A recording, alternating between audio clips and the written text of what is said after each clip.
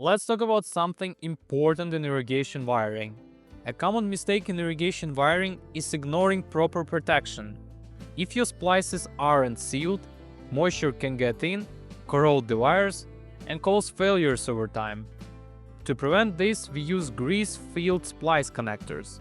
These connectors are packed with waterproof grease, creating a tight seal that blocks out moisture. Without this protection, wires can deteriorate, leading to connection failures, system malfunctions, and a lot of wasted time trying to figure out what went wrong. Instead of dealing with unreliable connections and constant troubleshooting, it's much easier to do it right from the start.